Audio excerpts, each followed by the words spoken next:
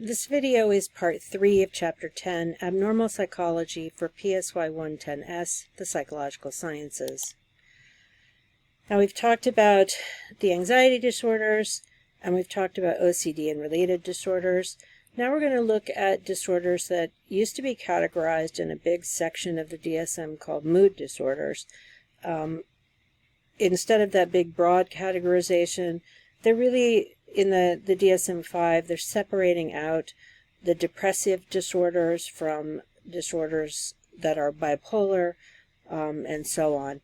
So starting with major depressive disorder, the diagnostic criteria are a person experiencing one or more what are called major depressive episodes. These episodes include intense hopelessness, low self-esteem, worthlessness, feeling extremely tired, big changes in eating and sleeping. Sometimes people eat excessively, sometimes they don't eat at all. Sometimes they can't sleep, sometimes they sleep far too much. Interference with cognition, decision-making, concentration, and diminished engagement in activities, interest in activities that one used to enjoy, not wanting to socialize, not wanting to connect, just not getting enjoyment from any of the things that you used to get enjoyment from. And, these symptoms, if it's an episode, it has to last for at least 2 weeks of time. Now, some people have relatively short episodes.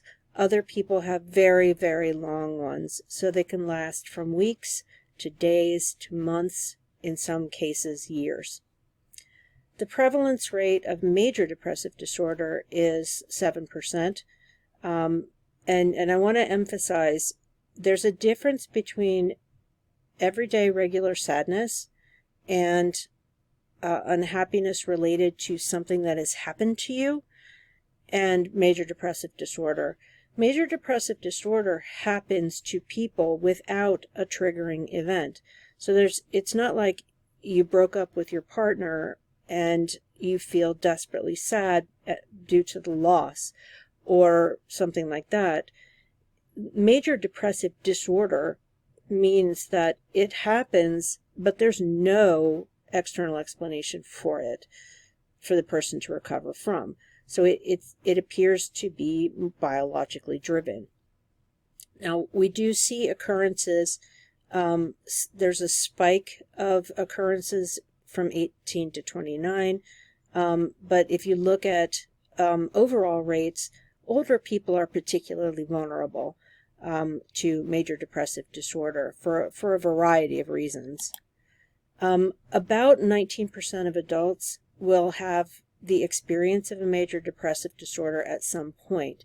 Now, in some cases, people can meet the clinical criteria for having had a major depressive episode that was in response to an external event. So loss of a relationship, loss through death of a family member, loss of job, natural disaster. People can have these really intense experiences and can respond by experiencing a major depressive episode. For a person to be diagnosed with major depressive disorder, however, you have to have, recurrent episodes of depression that are intense and that are long-lasting.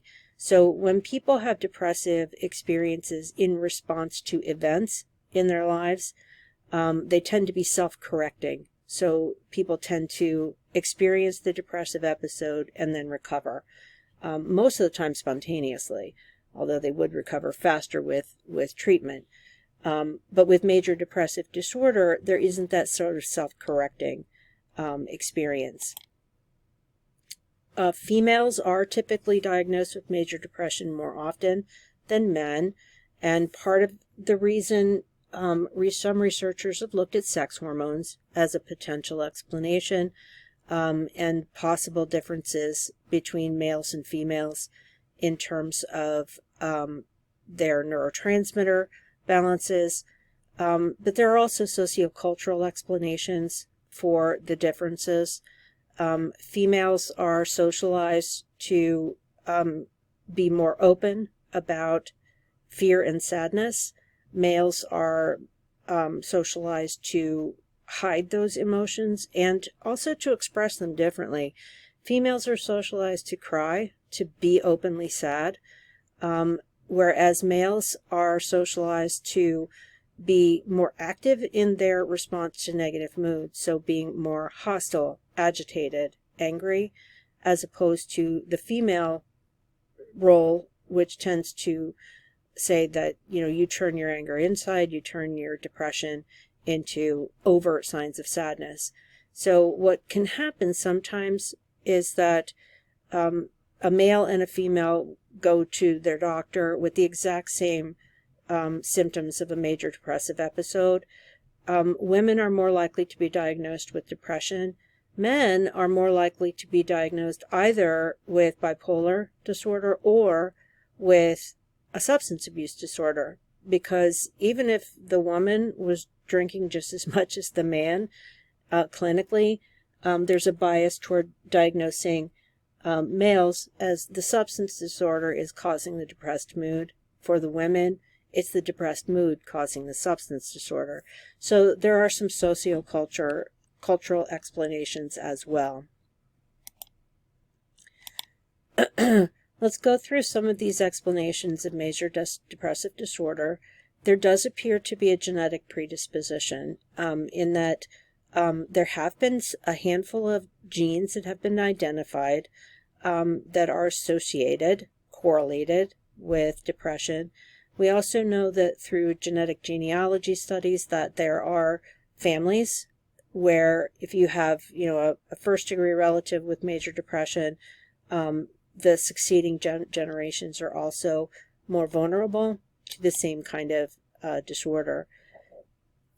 The biological explanations have tended to lean in the direction of levels of serotonin and norepinephrine activity, and part of this comes from the wide availability of selective serotonin reuptake inhibitors and selective serotonin norepinephrine reuptake inhibitor medications, which for some people with major depression are life-changing. It can really help a significant portion of people with major depression improve their mood, improve their functioning, primarily because those medications tend to slow down and interrupt the negative thought cycles that are very characteristic of depression. Some brain imaging studies suggest that there are specific areas of the brain that are involved in depressive disorders. The hippocampus, amygdala, prefrontal cortex, and a specific area called Brodmann Area 25 have been targeted as areas of research in the cortex. And that research is ongoing, so that's something that you'll need to watch for. There are some who argue that the way people perceive themselves, the way they perceive others, the way they make sense of the world, and the way they think is problematic. So, for example, people prone to major depressive disorder tend to have very, very negative self-talk that just goes on loop in their brains, and it's very hard to turn off. So think about a time when you did something and you wished immediately that you could take it back, and for days and days you obsess over that thing. Well, for people with depression, their thoughts of hopelessness, worthlessness, powerlessness, the thoughts like that they are disgusting, that they aren't worthy of staying alive, all of those thoughts just cycle on repeat constantly. So there are faulty perceptual and cognitive processes in play. And, the selective serotonin reuptake inhibitor type medications appear to be most impactful there in interrupting the degree to which those thoughts interfere with people's everyday lives. Bipolar and related disorders, and this is another category where we're likely to see some changes in language describing bipolar as a spectrum of related disorders. Bipolar involves cycles characterized by both depressive and manic episodes. So the description from a couple of slides ago of the depressive episodes, that's still in play here, but then you have to add manic episodes. Manic episodes are characterized by at least a week of extremely elevated mood and the experience of elation and euphoria, inflated self-esteem, grandiosity, not needing or wanting to sleep, not needing or wanting to eat, constant talking that may or may not make sense, being highly distractible, starting things, not finishing them, being very, very restless, and frequently showing extremely poor judgment. So, for example, there was a case of a man who happened to be a dentist. That's not really relevant, but he slid into a manic episode. He hadn't been diagnosed with bipolar yet, and he had been awake for several days in a row and was agitated. He had very grandiose ideas about how important he was, how powerful he was. He started all kinds of tasks around the house, including just spontaneously picking up a sledgehammer and knocking down entire walls in his home. And then it translated to him driving to his dental office in the middle of the night with a chainsaw and trying to remove walls there in the midst of his manic episode. His wife also found out that during his manic episode, he had been making just incredible amount of purchases on his credit cards, maxing them all out in a matter of days. And this was a person with, means. So he had big limits on his credit cards. He ended up blowing through about $60,000 over the course of 7 days on credit cards, just buying useless things that he didn't need. Sometimes buying multiples of the same objects to have around. That's a manic episode. Now, some people with mania will also show signs of psychosis. So in bipolar 1 disorder, you have both full-on manic and full-on depressive episodes. And in the manic episode, as a practical matter, what clinicians are kind of looking for is, does the person have delusions, which are false beliefs, irrational beliefs, and do they have hallucinatory experiences? Are they, for example, hearing voices or hearing sounds that aren't present, hearing or seeing images, visual changes that aren't present, feeling things on the skin that aren't real, those sorts of things.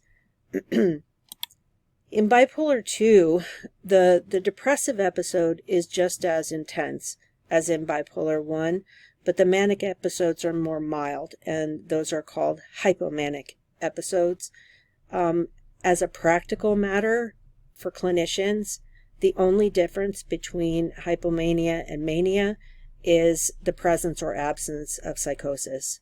So in bipolar, the manic episode is characterized by delusions and hallucinations, whereas in hypomania, not so much, and also a decrease in intensity of some of the other areas of incessant talking, distractibility, restlessness. So it's not quite as intense. For some people with bipolar 2, their hypomanias are characterized as just intense periods of happiness, elation, and productivity.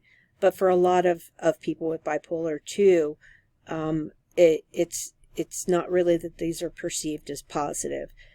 They can also experience intense emotions of anxiety and fear associated with mania as well.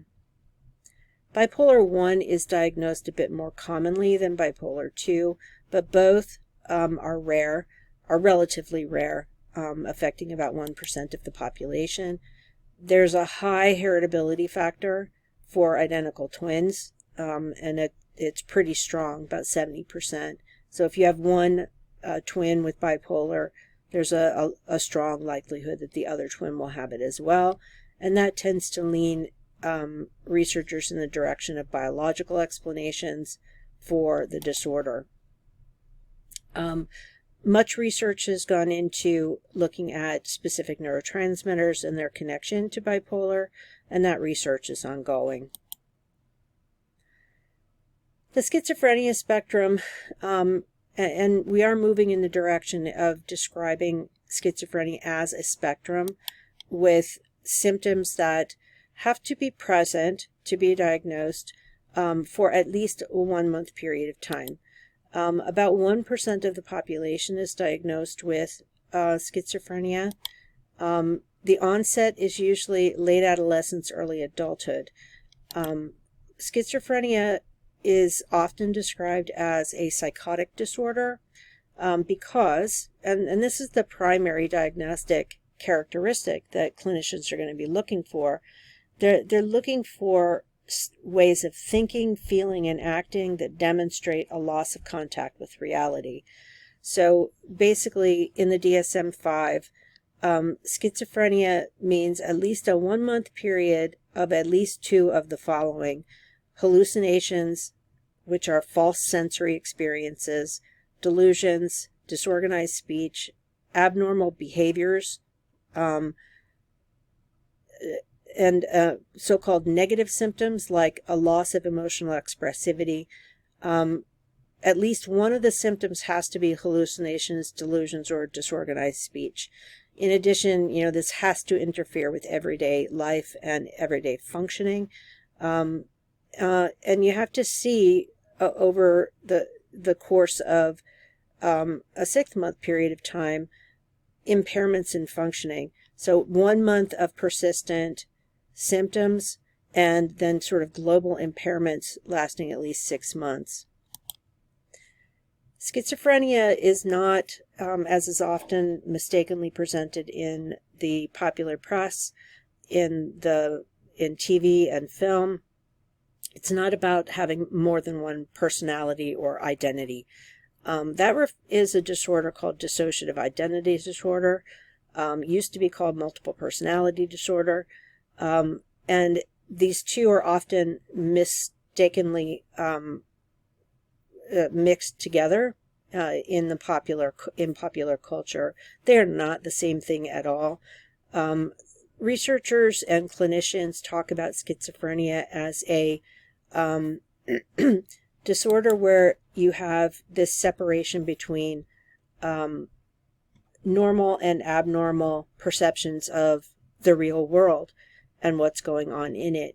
Delusions are unrealistic beliefs that are clearly irrational, and hallucinations are false sensory experiences, seeing things that aren't real, hearing things that aren't real, for example. Symptoms of schizophrenia are divided into positive and negative categories, and the words positive and negative don't make a value judgment. It's not that these are good symptoms. They're not. And it's not that the negative symptoms are bad. They're not. Positive means you're adding elements of thinking, experiencing the world, behaving that were not present before.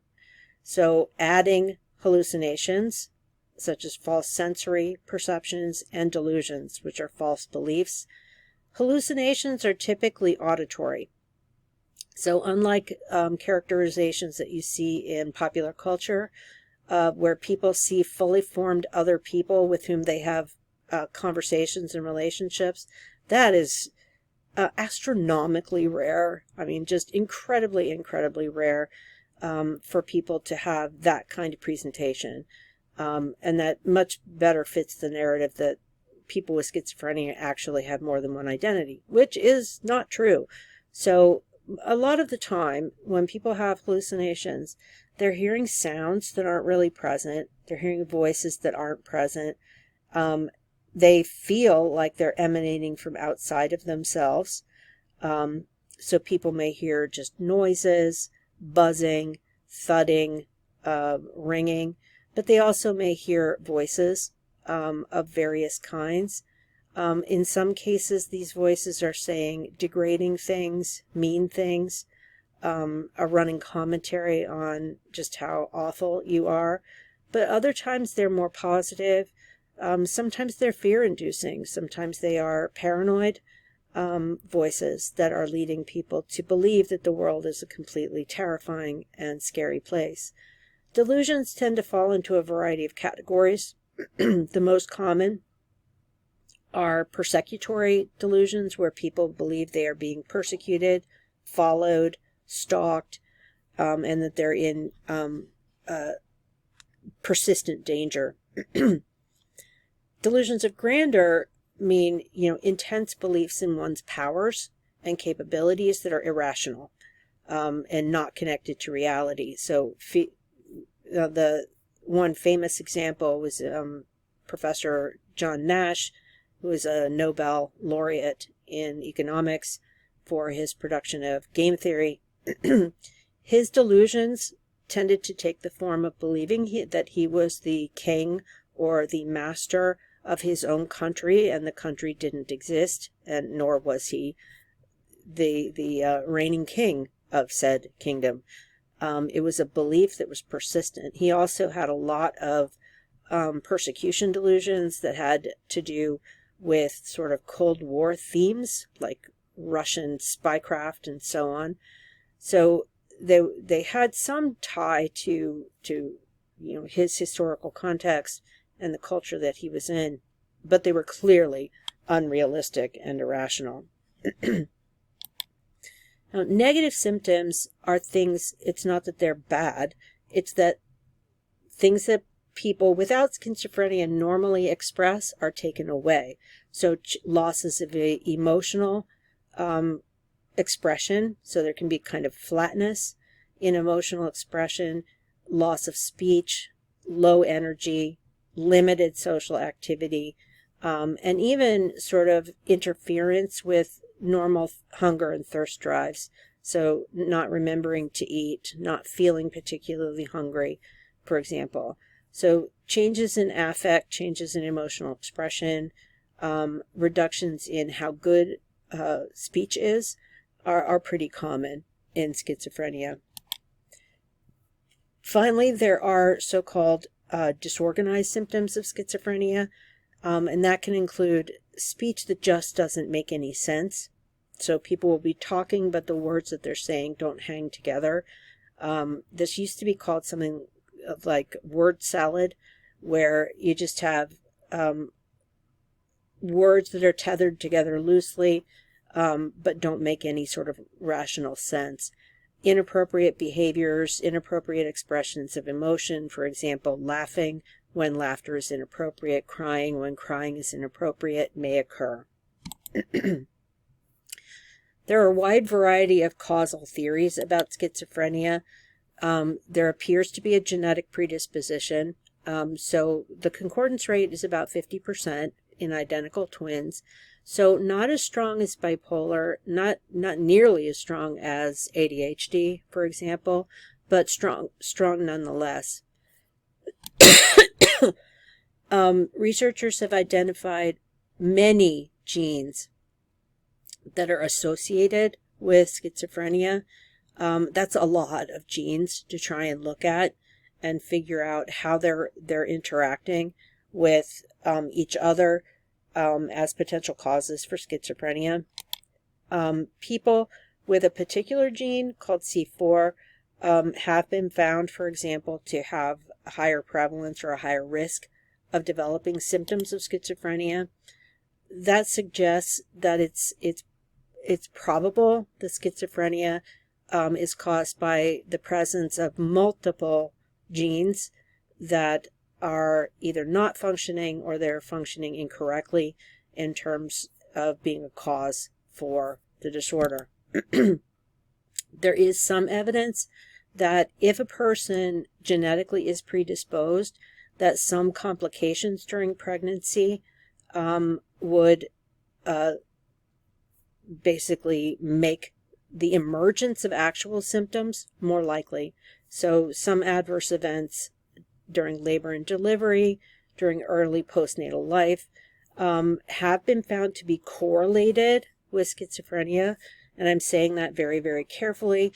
For example, some researchers have found that their risk for schizophrenia, if they already have a genetic predisposition, goes up if there was a flu epidemic during the middle of their fetal development. So if you go back in records, you can find people born in winter, spring months, like January to April, when there's been a bad flu season, are statistically more likely to develop schizophrenia. And that's especially the case if they already had a pre-existing biological predisposition. Other kinds of factors that have been found to be associated was exposure to viruses, like herpes simplex virus has been associated with schizophrenia. Other kinds of viral infections like flu viruses, and a handful of viral zoonotic diseases. So zoonosis refers to diseases you can catch from other animals, like cats, for example. So one type of viral zoonotic disease that people can get from house cats has been found to be associated with developing schizophrenia. Other types of theories of causes involve changes in neurotransmitters, particularly dopamine. And part of that just comes from the fact that when people are given antipsychotic medications that control their dopamine levels, that they experience a reduction in the positive symptoms, like hallucinations and delusions. Another hypothesis is that there are brain abnormalities, especially in individuals who show high levels of negative symptoms of schizophrenia, where you have, frankly, shrunken cerebral tissue and enlarged fluid-filled areas in some parts of the brain. Now, what's not clear is that the cause of the disorder, those brain differences, or are the brain differences a result of the disorder itself and or its treatment? Those are kind of open questions at the present time. Now, one model that's been prevalent for helping to explain schizophrenia is called the vulnerability stress model. And this is essentially a biopsychosocial explanation that involves biological, psychological, and social variables. Basically, you have existing risk, so vulnerability, which is genetic and prenatal and postnatal biological factors that make the person vulnerable. But then environmental stressors can determine whether or not that genetic biological predisposition will effectively express itself.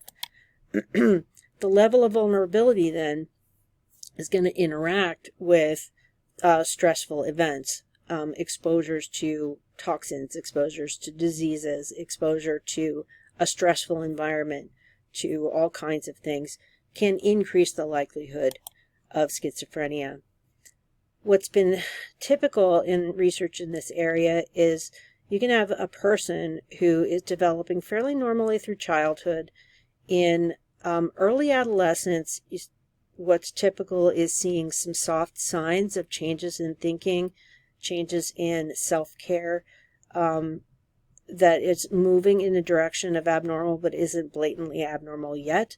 Then in full adolescence and early adulthood is when people with schizophrenia typically experience their first psychotic episode, where they're experiencing delusions and hallucinations.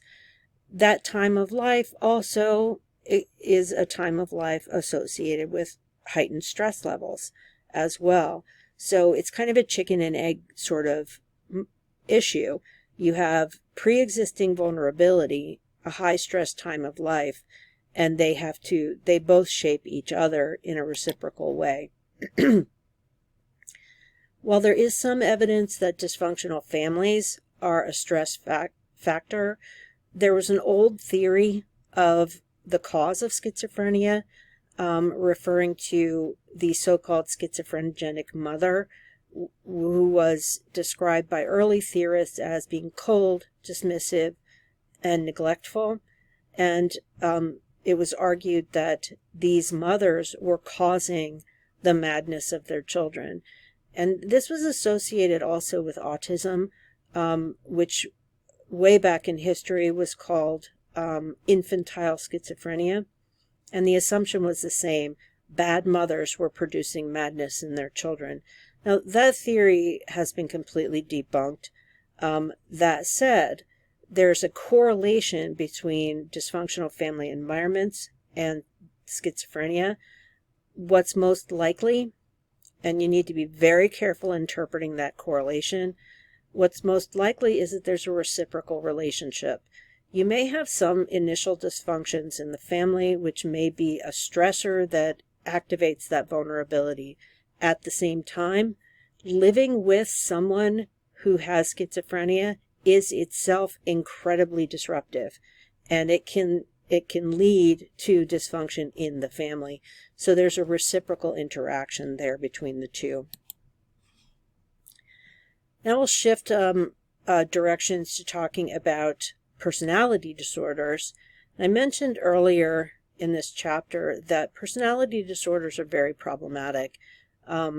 They have an old history. Freud described a set of personality disorders that were associated with fixations at the various stages of personality development. And he was widely criticized for his descriptions. But fun fact, some of his descriptions are still in the current model. Like obsessive-compulsive personality disorder is essentially the same thing as anal retentive personality disorder in the Freudian model.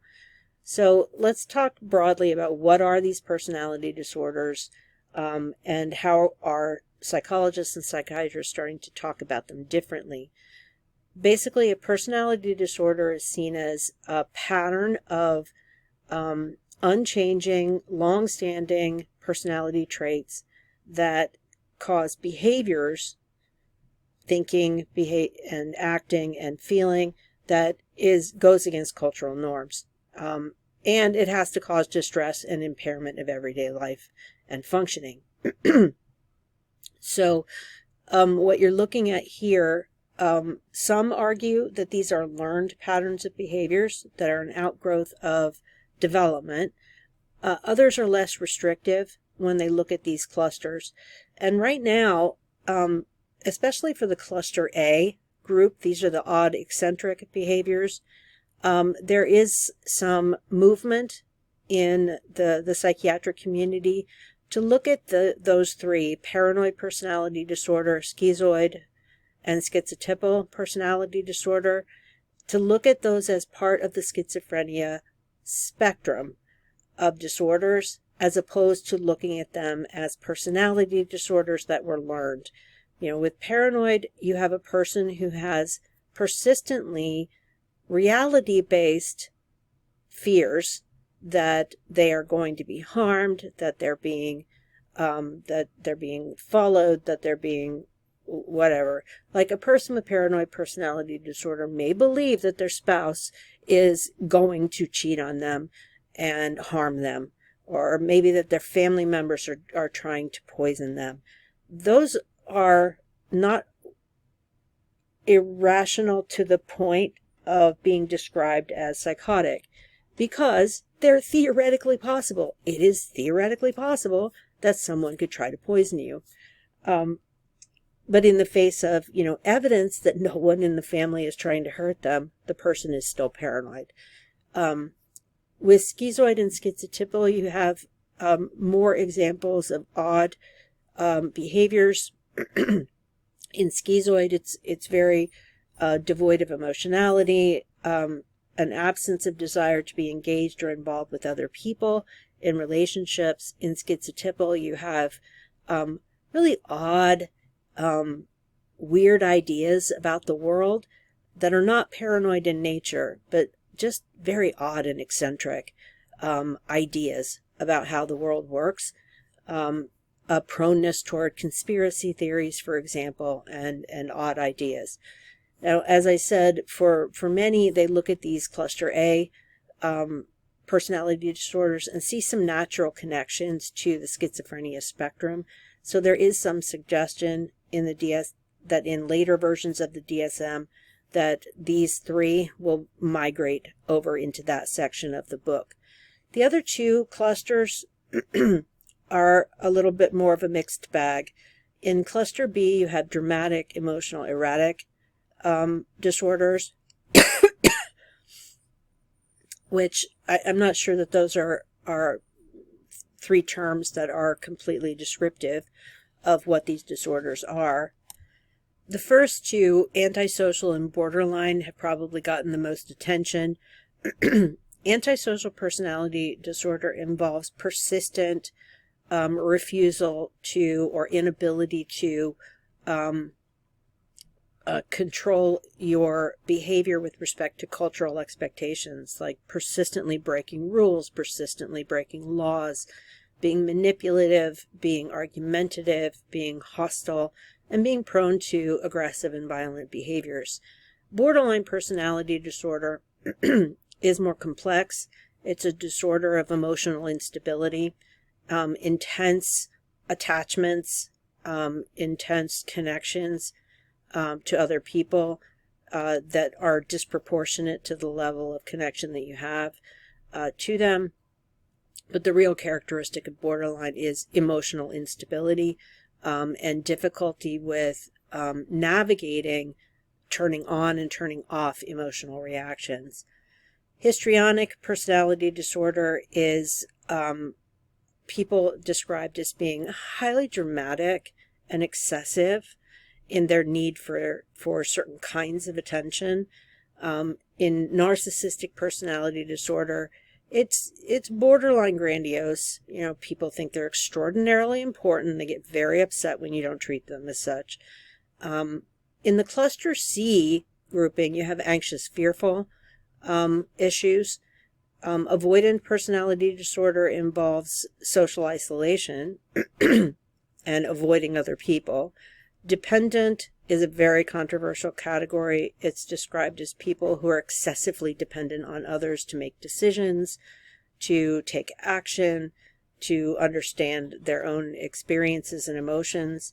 And then finally, obsessive compulsive personality disorder, which is people who are highly, intensely perfectionistic, demanding, very overly responsible, and they tend to inflict their ideas of perfection on other people. So these are the people who are very controlling about their physical environment, and they don't want other people messing with their physical state, and they will be very critical of others who don't follow their kind of personal goals for how the world should work. Now, the personality disorders are described as beginning in childhood or at the latest adolescence and then persisting throughout adulthood.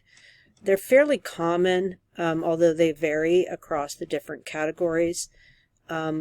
These personality profiles are described as being difficult to change, and people with these personality profiles tend to be relatively uninterested in changing them. So it's not so much that people themselves are distressed by their own behavior, it's more so that other people don't like it and are uncomfortable with it. Now, in some cases, that's not true, and people do want to change and they are distressed. That's particularly the case for borderline, because the emotional instability that's characterized there can be intensely painful. The controversies have to do with a lot of different aspects of the disorders. Broadly, you're basically saying people that make other people uncomfortable are being pathologized here. So it's a prohibition against oddness. There's a point to be made there that we shouldn't say that people who are just different, and even especially when they're not hurting anyone, that their oddness should be pathologized and put in a diagnostic manual. especially when they aren't experiencing personal distress from it. Another controversy is that for some of the disorders in the personality disorder grouping, they're highly gendered. Males are far more likely to be diagnosed antisocial. Females are far more likely to be diagnosed with borderline and histrionic disorder and dependent personality disorder.